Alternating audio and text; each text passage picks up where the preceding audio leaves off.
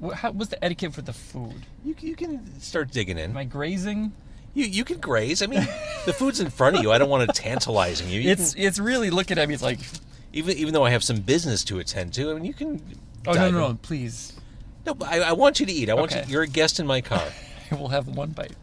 I'm going to watch you do it. I'm going to watch that jaw open up. There it is. Okay. So, I'm here in the parking lot of the original Billy Goat on Madison Avenue. I'm James Van Ostel. Dan Dougherty is my guest. We'll get to him in a second. Dan and I have been communicating the way most people do, over mobile phones. I've been sending him emails. We've connected on Twitter and all these different places. And it wouldn't be possible on my end if not for my Samsung Galaxy S8 phone, which I got from Boost Mobile.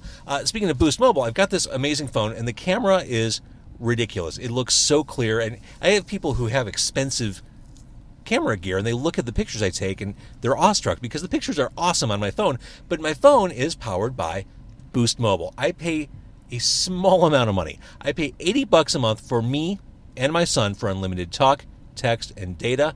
Boost Mobile, boostmobile.com is where you can find them online. Obviously, they're all over the city and suburbs. Do yourself a favor, get on board with Boost Mobile. All right, how's the food so far? Oh my God, it's so good. All right, let's do this. It's Car Con Carne. Let's eat in the car. It's Car Con Carne. And now here's the star of our show, James Van Ostel.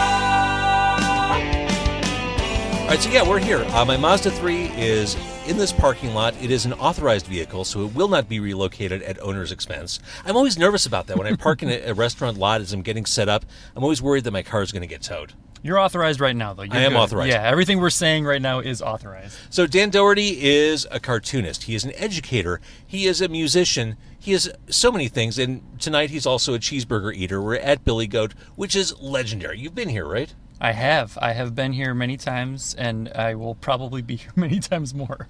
There are people who love Billy Goat and are less amorous. I love the flat griddle burgers. Yeah, this is a burger. The first time I went to Chicago as a kid with my uncle, and he was like, "We're going to Billy Goat's," and I don't know what that is. And I show up and I eat a burger, and this was the burger that I had. It's never changed since whatever year. 84 maybe that I don't know. It is totally no frills, and they serve you the burger on a Kaiser roll. They will give you a hard time if you order a single. Yeah, that's no good. No matter which location, you order a single and they'll say something like, "Are you sure you don't want a double?"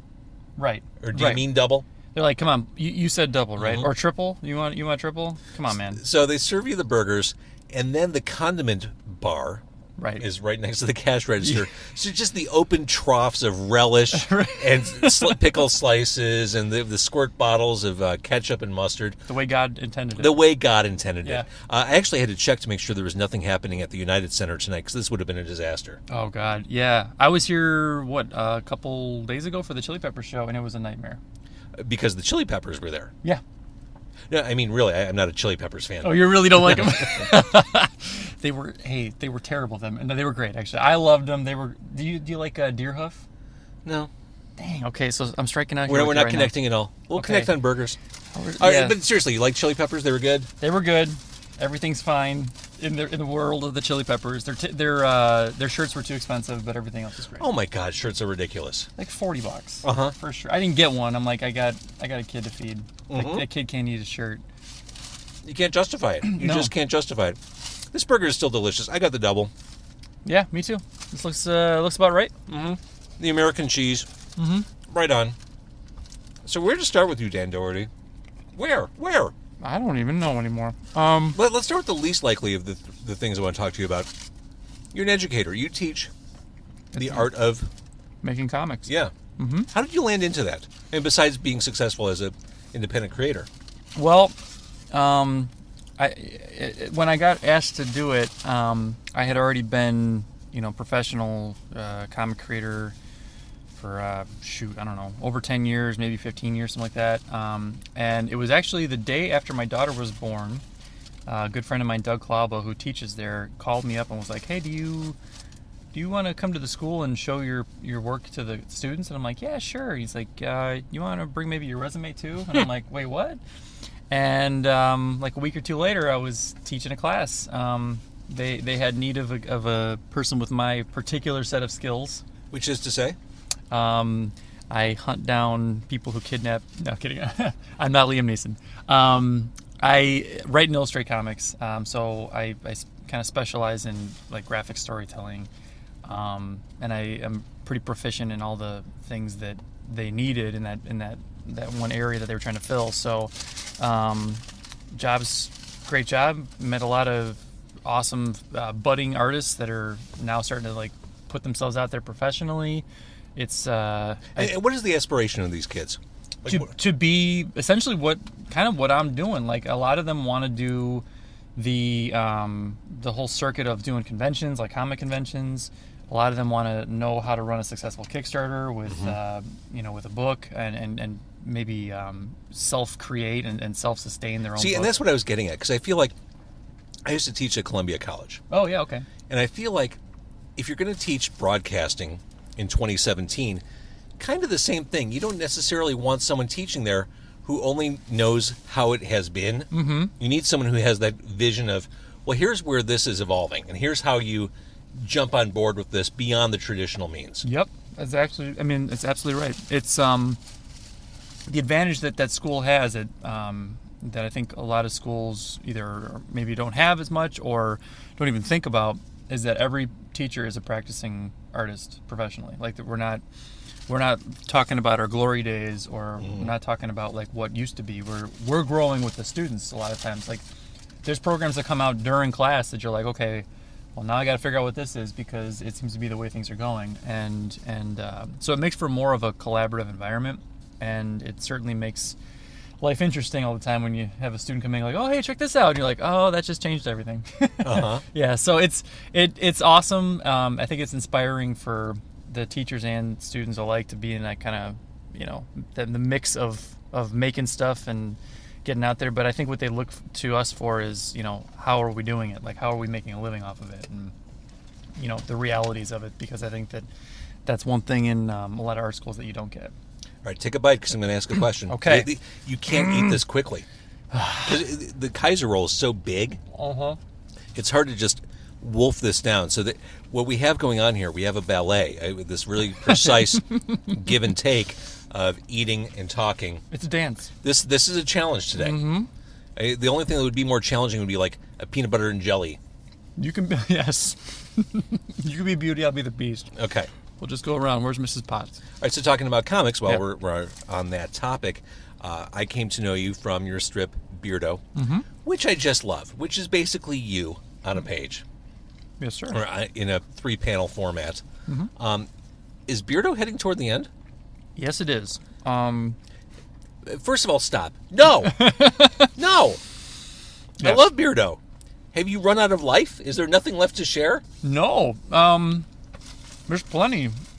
In fact, that's been the one thing that I've had an embarrassment of riches in terms of, picking a subject matter is, life is the best thing to pull from because it's always happening.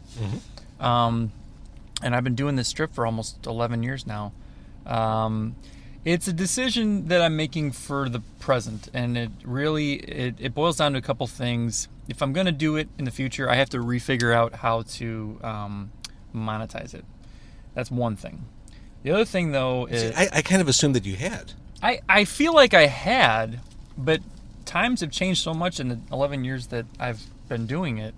Because it started off in newspapers, and that's no good anymore. I am on the largest site, I believe, for online strips, classic and modern, Go Comics. But the revenue that comes from that is okay, but it's not. There's got to be a different way, and I've actually been seeing like Patreon might be a solution for that for people in my boat. And then books. I mean, I make everything myself. Like I have a company that helps facilitate the printing of them, but it's all on me, and that's actually been an interesting thing for me to teach my students as to like what to do and what I've learned and what went wrong and what went right. Because otherwise they're trying to figure it all out and piecemeal information. You've got a roadmap. Yeah, I could tell them here's where I shouldn't have done this or I should have done that, and here's where certain things worked out. I will say, I wouldn't say it's done badly for me by any means. I mean, I've won a bunch of awards off of it. I have made, a living off of making my comics, but I've been finding that a lot of my other properties are the ones that people are really, like picking up and buying and consuming a lot more. And with a second kid on the way, I got to start thinking Beardo or Baby. When do you do? September 23rd. All right, so that's right around the corner. It's coming up real hot. Okay. And I'm excited about it, but I'm also trying to be realistic. Like what can I do in a day? I already have sort of figured out how to still work from home and raise a kid with, my wife and everything, but it's, And, in all fairness, it's been 10 years. Yeah. That's a long time to commit to anything. Yeah, that's most strips don't last like 10 weeks. Right. Yeah. But I do love it. The most recent collection is the 5th? Yep. Okay. Yeah, each book takes 2 years of the strip and has a theme roughly of where Beardo's at. The last book is parenthood, so a lot of parents have been loving it and buying it for friends and whatnot, and just kind of saying like, this is what it's like, so that's been cool. Do you ever try to do stuff in your real life just to kind of skew where the comic's going? Yeah. You try to influence your art? Yeah, like deliberately make something that I think would be funny, like it happen in real life. Yeah. Or I get people, when something funny does happen and they're near me, they're like, oh, that's going to be a Beardo, right? And I'm like, I guess it is. Yep. Hey, where's your pen? You should totally draw this. Write this down. Right. They're always like, because some people see me like either writing something down or texting myself something, an idea, and they're like, okay, this is for a comic, right? That's not just you texting somebody else. I'm like, yeah, it's for. Oh my God, we're in a car eating cheeseburgers. This would be a great comic strip. Oh boy, if only I was still doing that. Imagine. All right. So Beardo is heading toward the sunset. Touching Evil is still very much active. Yes. You're on issue 10. Yes. Give me the elevator pitch of Touching Evil. Touching Evil is a supernatural thriller. It's about this woman who's given a curse that allows her to kill anyone she touches, provided that they're evil. And she has no idea what qualifies as evil or who's evil unless she tries it. So she has this crazy power. Everyone she kills, too, she ends up hearing their voices in her mind in the afterlife. So she's got this almost godlike ability. Truly a curse. Yeah. It feels, some people, when I pitch them this, they go, oh, I love what I would do with that. Like, I would pick this person and that person and whatever. No, see, you lost me at the hearing their voices in the afterlife. Like, up until that point, I'm like, yeah, okay, they're killing the evil people. Sounds pretty good, right? Yeah. Yeah. Then all of a sudden you go, oh, wait, she's got to live with all the people that she's killed. No, thank you. Yeah. Yeah. So, I'm currently on issue 10 of this book, which is also a creator-owned book, which means that I do, I write it, illustrate it, get it printed up, pay for the colorist, all that stuff. There's a lot of business acumen you have to do all this. Yeah. I certainly think I could be doing things better, which is what I'm trying to learn. I'm trying to get smarter with my business side of my stuff so that I can make sure that the things that I want to do and things that I'm really passionate about happen, because that's just reality, But it's been working so far. 10 issues into a creator-owned series. Again, that's not something that happens very often.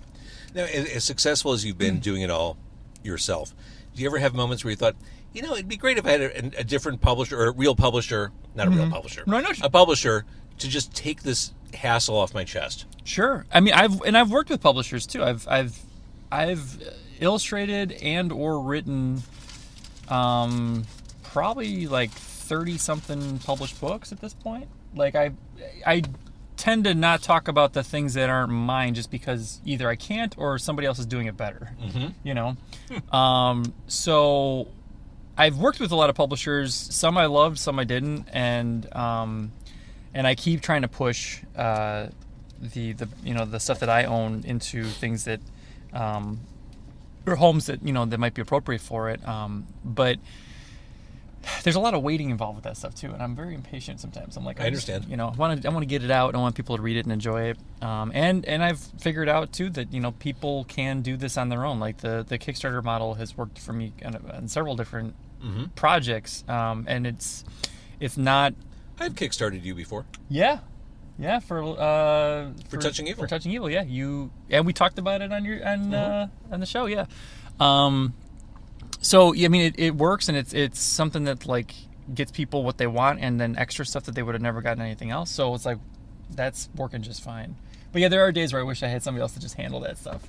Yeah, you deal with the coloring and the printing and. Yeah, you handle all the shipping and promotional stuff. And why don't you get it into some stores for me? Yes. I don't want to make those calls. I hate that call. Oh, God, it's the worst. Well, this is something, Dan, I wrestle with a lot as a podcaster. I mean, we are creating our own things. This is me basically doing radio on my own, just as you are publishing on your own. And what I wrestle with is this is the creative side, but then you have to kind of turn business side, kind of like what you're saying about getting your book in stores. I wrestle with, well, how do I make money off this? How do I really want to start cold calling people at Mazda across America trying to get a car, like a wrapped vehicle to drive around? The answer is yes, but I'm not quite there yet. Yeah, and you always have to like brace yourself for the fact that you're going to make a lot of calls and do a lot of things that are going to not yield what you want before you get what you want, and just be okay with that. It's just easier to keep creating. I know, and I'm just going to keep podcasting. I'm good. Yeah, I mean, I feel like when people talk about like creative blocks or writer's blocks, it's like that's not the issue to me. It's the business block. It's the how do I make that part of it work? Oh yeah, I can sit at my computer, whatever, write, do stuff all day long.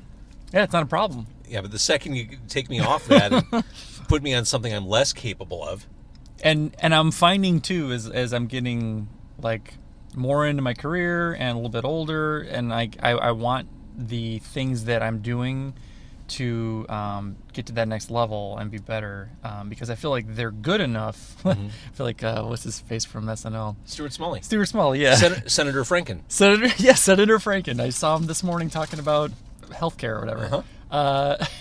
Yeah, I feel like I'm good enough, smart enough, and doggone it, people like me. But I should be getting a little bit more cognizant of how to make it a more business savvy thing. And I keep going like. When I was in my 20s and somebody would be talking about, oh, here's what I did business-wise, I mean, I would glaze over. And now I'm like, oh, say that again. I'm sorry, what was that? You want to tell me more about some... Totally. Yeah, and so that's where my head is at a lot more lately. All right, so Touching Evil is on issue 10. You are so masterful at the cons. I see you all the time. One of my favorite annual things at C2E2 is the seeing of Dan Dougherty. Yeah, that's a sighting. But I know looking ahead, you'll be at Wizard World, right? Yes, yeah. Not to pit the two against each other, but pitting the two against each other, which one's better? Well, it'd have to be pound for pound C2E2. It's got a few advantages though. Wizard's doing like 30 or 40 shows a year or something. They're doing an obscene amount of shows, right? And one of their best shows is Chicago. Philly's also typically one where they bring out their A game. But Reed Pop is doing like a handful of shows. Reed Pop, the C2E2. Exactly. They do C2E2, and so they come in and they're focusing specifically on getting that one show right. They're not jumping on a plane next week and going to Des Moines or whatever. So so I think that they got that advantage. I mean, being at McCormick Place, I think, is more Chicago feeling than going to Rosemont. Yeah, and they typically get a lot of like big league guests and then some kind of interesting, quirky guests that you might not see otherwise. And they also get the DC Marvel appearance. They don't show up at Wizard. DC doesn't show up at C2E2. They don't? Every year, I wonder why DC doesn't have a presence there. Okay. Marvel has a giant display when you walk in. I guess you're right. DC is completely MIA.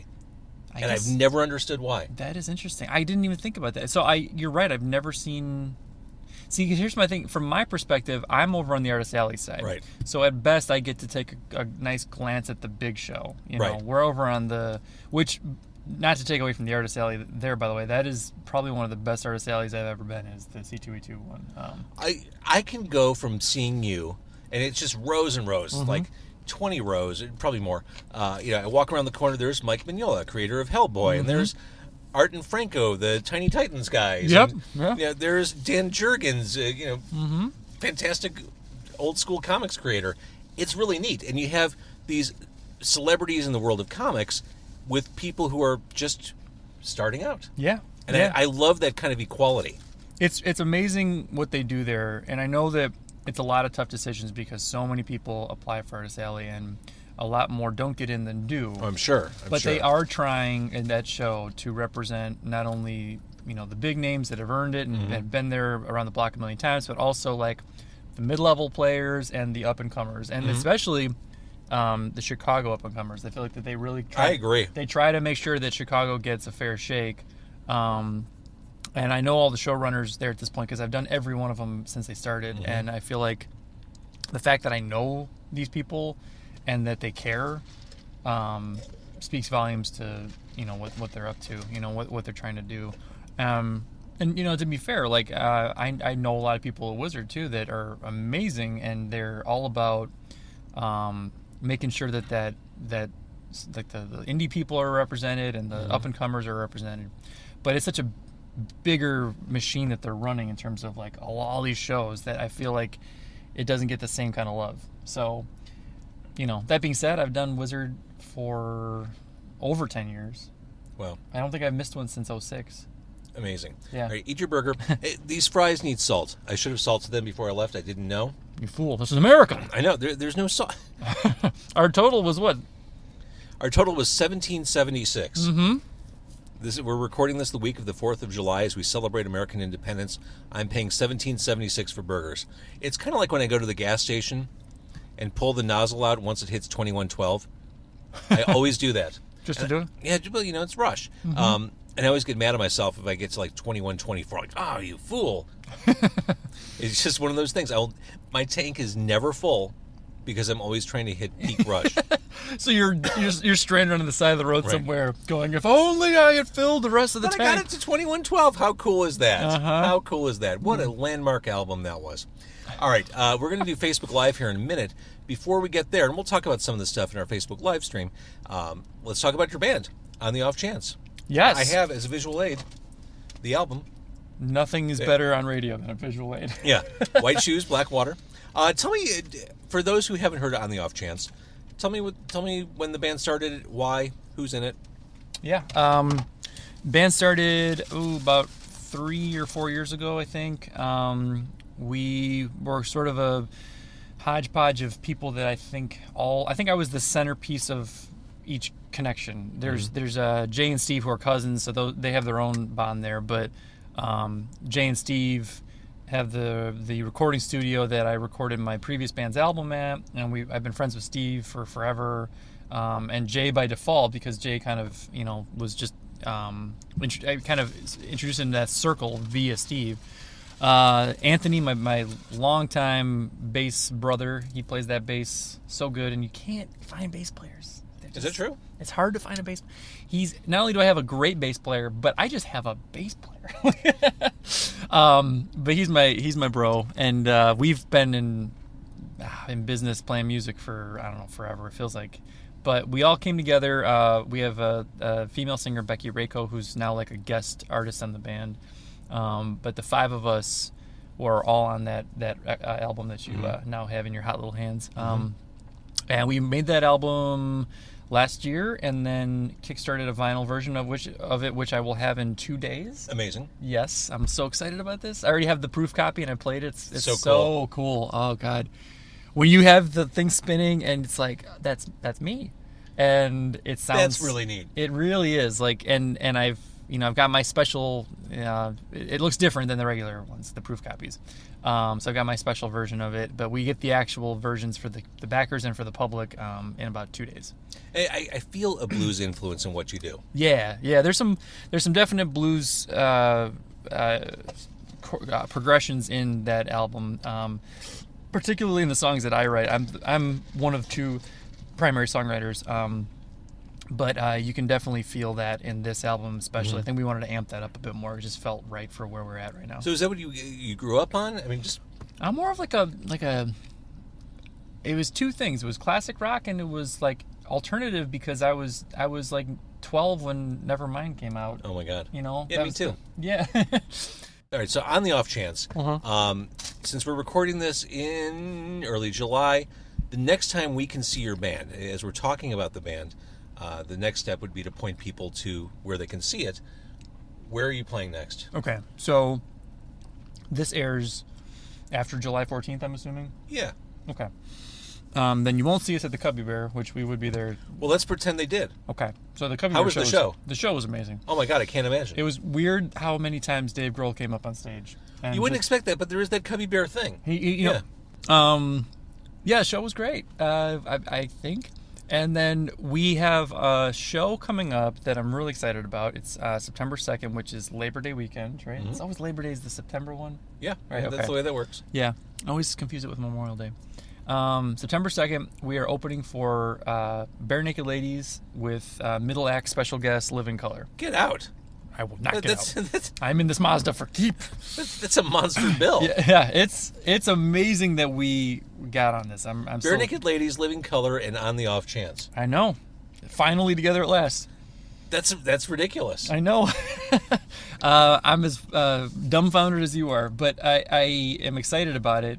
It's at New Lenox, since that they have these triple play series. So it's if you go to New Lenox's website, you can see about the information as to where it is and tickets and all that. But yeah, we're going to be opening for those two bands. That is no small gig. No, That's awesome. yeah, I'm just crazy pumped about it, and I'm still pinching myself, thinking that this is real, or is it maybe not? All right, so that's excellent.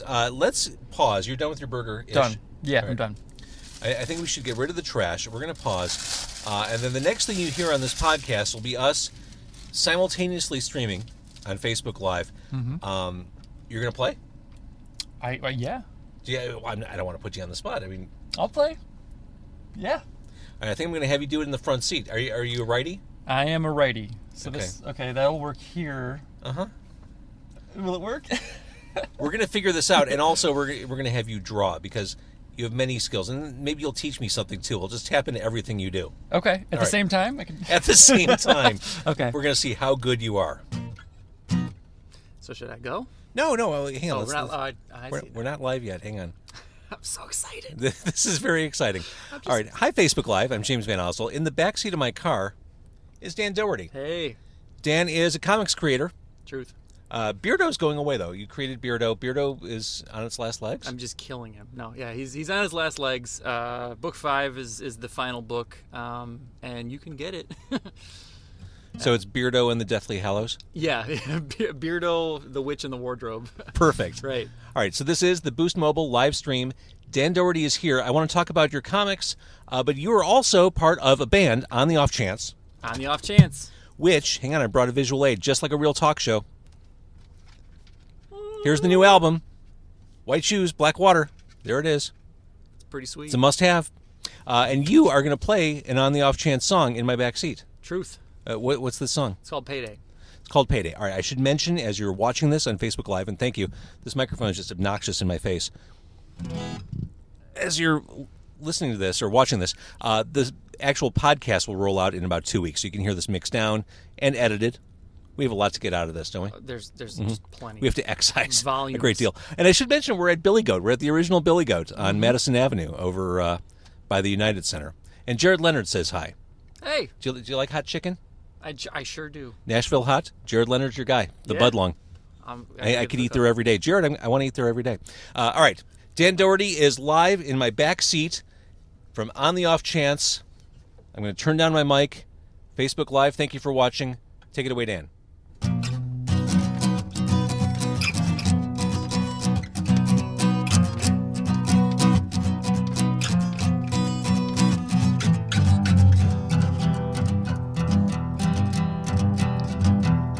Well, the money goes out. Why don't the money want to come back in? Yeah, yeah. Well, the money goes out. Why don't the money come back? Why don't the money come back? Wish I had a palace or a car that need a valet service, but I'm a joke, a big old joke. Chewing on the calluses, swallowing the skin, and watching dinner regrow. Keeps me thinner, you know. Hey, Mr. Taxman, is that my dinner going down my throat? Yeah, now, Mr. Taxman. How about a doggy bag before you go? Ask someone who's living in the grade that I get paid while you're making it work, making it work. If you get an answer, then you must have seen a ghost, 'cause I'm dead broke, yeah, I'm dead broke. Hey, Mr. Moneybags, You're always dancing like there's nobody there. Now, miss some money bags. On the floor is made of people that you're paying to care. One stiletto, what's one more? Breaking my back, get my foot in the door. Payday's always such a faraway day, and it's long gone before it arrives. But maybe you can float a little my way. Don't ask me what I need it for. Don't ask me what I need it for. Don't ask me what I need it for. Don't ask me what I need it for tonight. Well, the money goes down. Why don't the money wanna come back in? Yeah, well, the money goes down.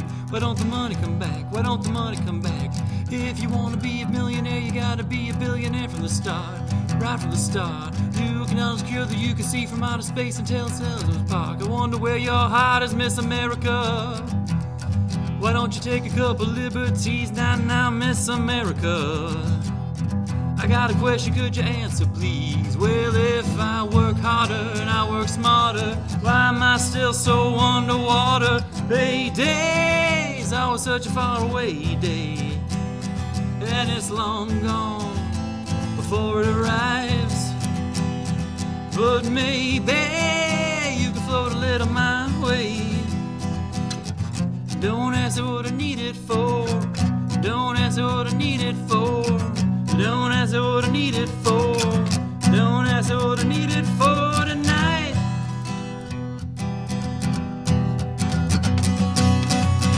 Well, Mr. Bobby Plant, what's waiting at the top of the stairs? Yeah, Mr. Bobby Plant, I said what's waiting at the top of the stairs. I hope the money's better in heaven. No, it's always better in hell. Payday is always such a faraway day, and it's long gone before it arrives. But maybe you can float a little my way. Don't ask me what I need it for. Don't ask me what I need it for. Don't ask me what I need it for. Don't ask me what I need it for tonight. Yeah! Dan Dougherty! Hey, That was awesome. thanks. Payday. I think we can all relate to that. Yep, it's all long gone before it arrives. 3, 2, 1. All right, so I completely biffed the last Facebook Live. I tried to set it up on my little mount. I said mount. I tried to set it up on the mount, and I ruined everything. James Van Ossel's mounting things in his car. I am. I'm the only thing in this car. No, wait a minute. That's right. That's right. So Dan Dougherty, you just played, if you're watching this now on Facebook Live, the Boost Mobile stream here, Dan Dougherty just played live because he's in the band On the Off Chance, and you can see them at Cubby Bear next week, and also in New Lenox in September, opening up for Bare Naked Ladies in Living Color. But Dan is also an accomplished, a successful, and award-winning comics creator. He created the strip Beardo, which I adore, which is basically him in comics form. Touching Evil, which is super cool, and on issue number 10. So now Dan is, now that we've made him perform with a guitar, we're going to make him draw. You make it sound so forceful. Uh-huh.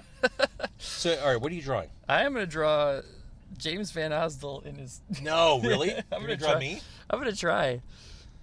So, okay. Can you make me thin?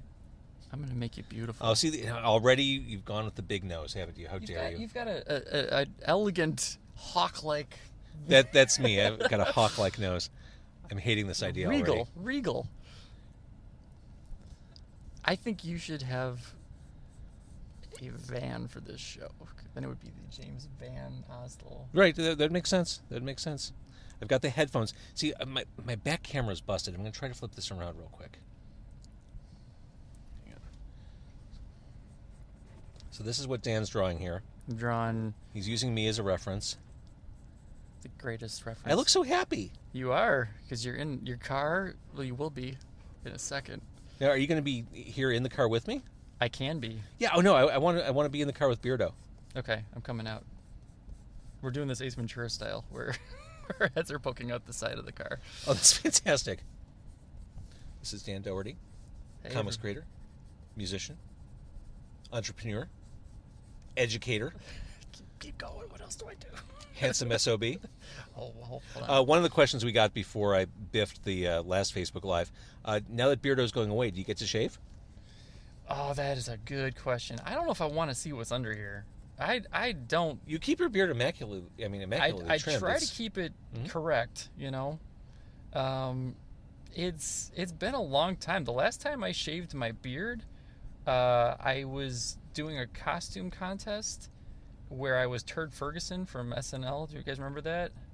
Turd Ferguson. It was Norm Macdonald as Burt Reynolds. Yes, from the Jeopardy skit. Yeah, with the Jeopardy skit, right. So I was that guy, and I think I won technically. Granted, it was my show, or my party, but I won, I think. But I shaved it down to the mustache. You're like Kim Jong-un. You throw a party. Who wins the party? Kim Jong-un wins the party. Yes, or everyone gets out. But yeah, I shaved the beard and the mustache shortly thereafter. I think my wife let it go till January 1st. But I did not like what I saw underneath there. So, I don't know. The beard kind of keeps the... Well, you should grow it out to a more hipster length. Maybe I'll go the opposite way, where I'll just go We'll crazy. go play some Galaga at Emporium. Yes! I'll Get a couple IPAs. Yeah, I'll wear those ridiculously tight shorts that I've been seeing on everybody. Oh, yeah. Those are Or get one of those man rompers. hugging all kinds of wrong things. So, yeah, it was... This is how small you think my car is. After playing in the backseat, this is your impression of how big the Mazda is. Yeah, this is how I feel. It's a wonderful car. To all the sponsors out there. I still think you should get the James Van Osdale. Well, first of all, I would love to get a wrapped vehicle. Like, how badass would that be to drive around town in a Car Con Carne car with the yes. signage? I mean, Yes. I've got the magnet on the side of the car, but Yeah. I think an ice cream truck would be pretty cool to broadcast out of. Does anyone ever think that you just are serving meat? Like you're just going around? No, that's never been a concern. They're like, sir, I will take some meat. Like, I'm not selling meat. Like, yeah, I'll have 3 meats, please. But think about it, wouldn't an ice cream truck? I mean, I think it's the right size. I could have a stand-up base in an ice cream truck. Oh God, you could get like a little conga thing going on there. I could actually have a soundboard. Yeah. In an ice cream truck. Oh yeah, you'd be well on your way. Yeah, you need all of that. So if anyone has an ice cream truck they want to part with, yeah, can you get us an ice cream truck for James? I'm uncomfortable with how accurate that is and how that looks like me. This is a testament to your skill. Thank you. You got your headphones on. Now I didn't shave today. Do you? You want a little stubble in there? There's a 5 o'clock shadow factor in there. You want to get the little? Yeah. Yeah, there it is. Oh, now we're cooking. Look at this guy. Oh, that's amazing, Dan. There he is. He's alive. This is hilarious. So a sketch like this with the two of us, what'll it go for? Like $100, $500? 8,000 macaroons. This is like a Jack Kirby Mr. Miracle original you're doing right here. Oh look! Oh, I've got the you've got right the car magnet right there. That's fantastic. Okay, and then maybe we need like a window with some meat. Right, the meat window. Meat window. This is so great. Let's get like almost like the Flintstones. I want to say hi to former Car Con Carne guest Marty Casey, who's watching us right now. Oh, hi. Hi, Marty Casey. I made him play in the backseat too. Nice. Mm-hmm. What did he play? He played one of his solo songs. Oh, nice. And that podcast will be up, or it just went up. It just went up, and it's awesome. Meat, please, and thank you. There we go. And then we'll just call this the meat window. The meat window. Oh, Dan, this is insane. That's the place, right? The meat window. Actually, that's the name of my first adult movie. Yeah, that doesn't sound right. It sounds like I just described some stuff. Kevin Leonard says, Beardo! Hey, how you doing? Got some people tuning in. I love it. Okay. Well, the great thing about the Facebook Live thing, you don't get a huge audience when you first do it, but over time, people do watch it. I mean, because it's so hard to catch people in the moment. Yes. They're building the audience. They tell you that. And they're not joking. I heard that they're trying to push that so hard that they put it over things that are being posted otherwise, like that are non-live video related. Mm-hmm. So like it's like precedent or something, or first dibs in people's feed. Oh, this is great. Are you wearing a collared shirt? I am in this. Because in real I'm life, not you're in a real T-shirt life. guy. I am. You know what? Let's go back to the T-shirt. Let's bring it back down. You to know, real I life. strive for verisimilitude. Let's get real here. Mhm. This collar nonsense. I got the Adam's apple popping out. Mhm. Let's get this guy going. Yeah. Look at that shirt. Oh, you look like you've been working out. In this picture, yes. Yeah. Let's get this super jacked here. No. Mm-hmm. Bring that down a little bit. Maybe get my arm hair going there. Okay, feeling good. Feeling pretty good. I love this. This is kind of what we did. You know what I'm looking at right here? Facebook cover photo. All Beautiful, yes. right, can you hold it up to the camera? Yeah. All right, this is the finished product. Dan Dougherty. This is so great. This is so great. There's my Mazda 3. Yeah. This is ridiculous. The meat window. You're such a talent. All right, so Dan Dougherty, as we wrap up this podcast here, On the Off Chance can be found at... On the Off Chance can be found on Facebook. We have our own page. On the Off Chance, to search that. You can also you just go to my page, Dan Dougherty, and find all the That's stuff. with a D-O. Yeah, like cookie dough, and then right down the keyboard, ERTY. Yeah, You said that before. I will say it again. Yeah, and I'm on Instagram a lot too, so you'll see a lot of stuff on Instagram. Just look up at Beardo Comics. So Beardo Comics, they can find Beardo, they can find Touching Evil. They can find that and pretty much everything that I'm up to. I always Facebook and Instagram everything. So you'll see not only the art stuff, but the music as well. You'll see music. Isn't that amazing? That is amazing. Yeah. All right, so I want to say, hang on. There we are. I want to say thank you for watching on Facebook Live. This episode, where am I looking? You're There. There. Yes. This episode will be live in 2 weeks on Car Con Carne. What's my website? It's Car Con Carne. Thank you. .com. Yeah. Yes. .com. Yes. .edu. Teaching people how to drive and Right. eat meat and That podcast tax with break, strangers. yeah. Yeah. So thank you for watching on Facebook Live. I'm going to stop this. Bye. Dan, you're amazing. Thanks. You are too. I'm going to hit finish.